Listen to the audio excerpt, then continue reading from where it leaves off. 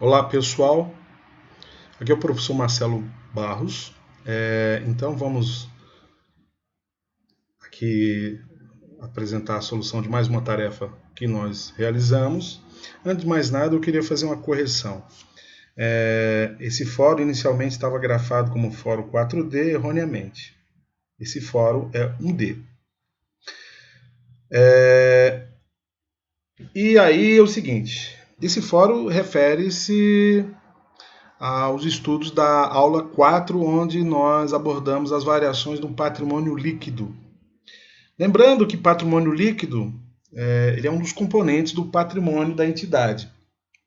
Então, qualquer patrimônio ele tem três elementos básicos, né, ou três componentes básicos do seu patrimônio, quais sejam o conjunto de bens e direitos, que é representado pelos ativos, as obrigações, quando relativo a terceiros, nós temos então os passivos, e temos as obrigações relativas aos seus controladores, ou donos, ou acionistas, que nós chamamos de patrimônio líquido. E aí é dessa composição que decorre a clássica equação que diz que ativo é igual a passivo, melhor dizendo, ativo menos os passivos é igual ao patrimônio líquido. Ou de outra forma, ativo é igual a passivo mais patrimônio líquido.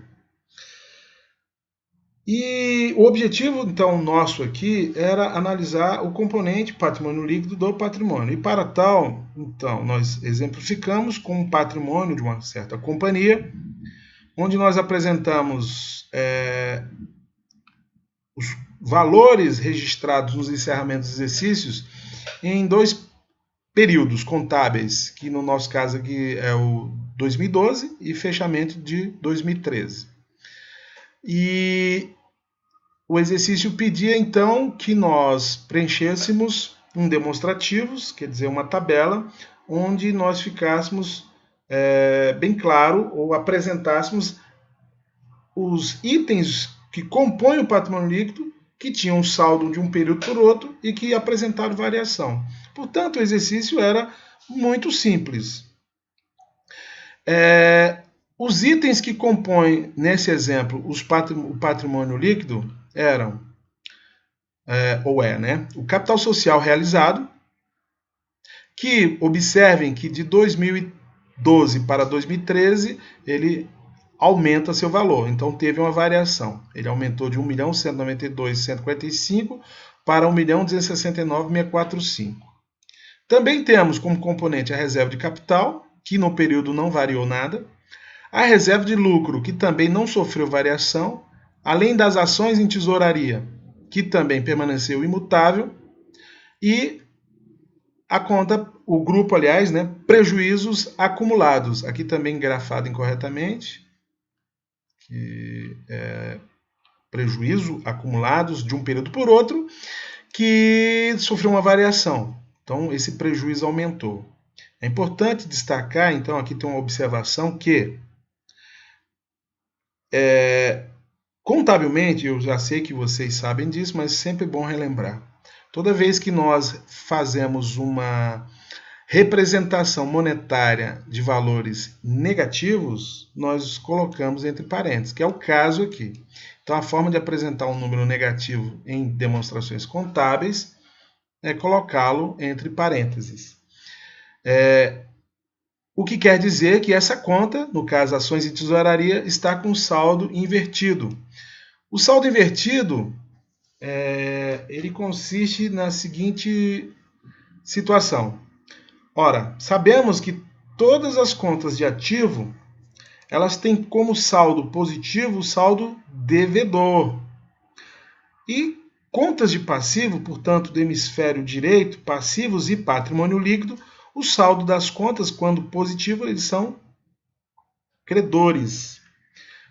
E assim, dizendo que se nós temos um saldo invertido aqui, isso quer dizer que numa conta de patrimônio líquido o saldo está devedor, que é o caso das ações em tesouraria, com saldo invertido, e do prejuízo acumulado, que tem um saldo devedor. E aí tem uma característica interessante.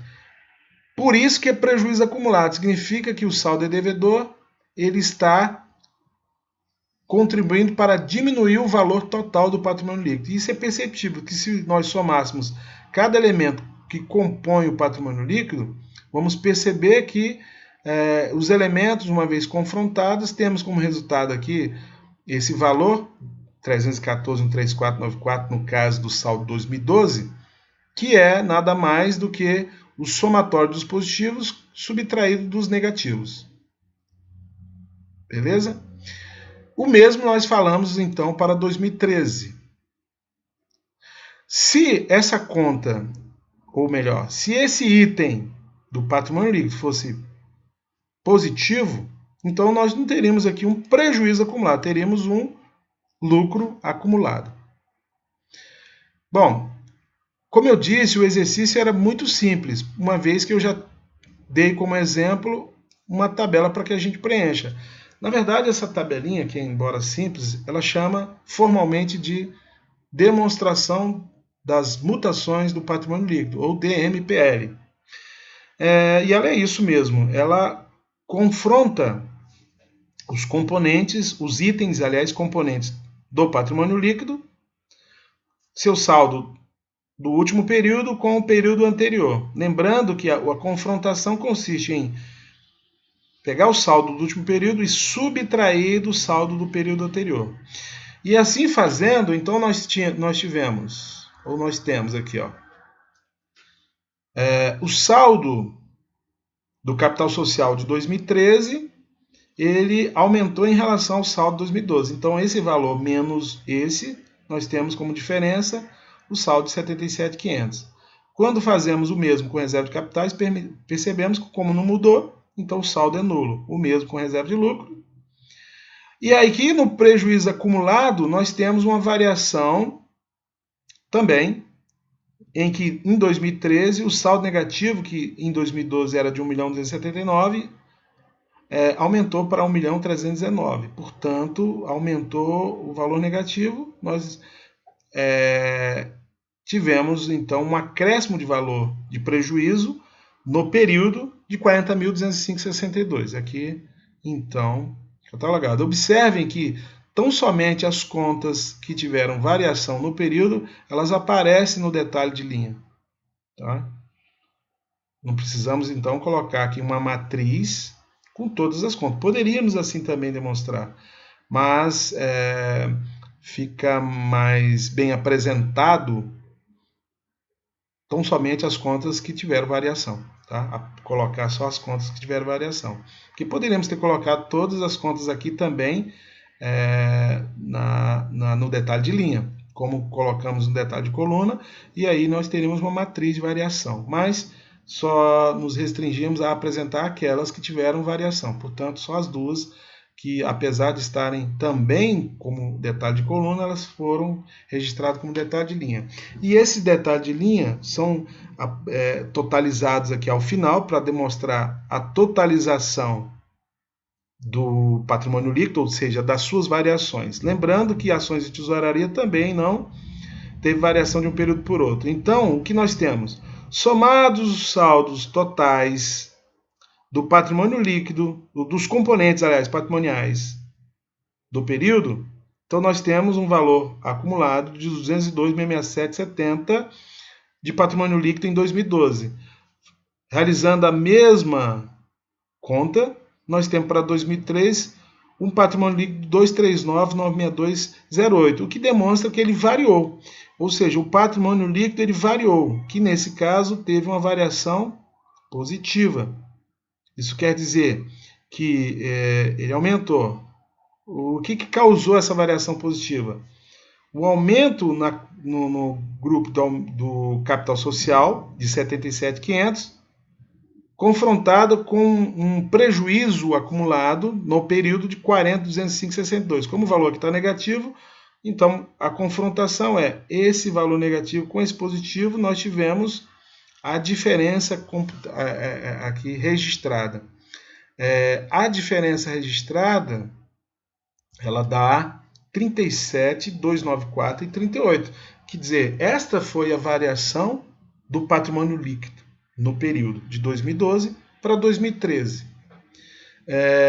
o que demonstra que esse balanço patrimonial nos apresenta uma variação patrimonial quantitativa de 37.294,38. E o que é uma variação patrimonial quantitativa? Pois bem, toda vez que o patrimônio é sensibilizado com algum registro, portanto, um registro de qualquer fato administrativo, nós temos uma variação patrimonial. No entanto, ela pode ser permutativa ou também chamada de qualitativa, quando esta variação tão somente sensibilizar contas de ativo e passivo, não alterando o patrimônio líquido, ou não concorrendo para alterar. No entanto, quando o registro do fato ele concorre para alterar o patrimônio líquido, como aconteceu aqui ao longo desses do exercício 2013, né? Porque o saldo final de 2013, quando confrontado com o de 2012, observamos variações referente à reserva de capital e de prejuízo acumulado, o que determinou a variação do patrimônio líquido, nesse caso positiva, né? E isso nós temos como uma denominada aí uma variação patrimonial líquida ou uma variação patrimonial quantitativa, que também é conhecida como variação patrimonial modificativa, porque ela modificou o patrimônio líquido. Ok? Então esse era o exercício e era isso que tínhamos que fazer. Como eu disse, relativamente simples. Tá bom? Então vamos ficando por aqui. Qualquer dúvida, estamos à disposição.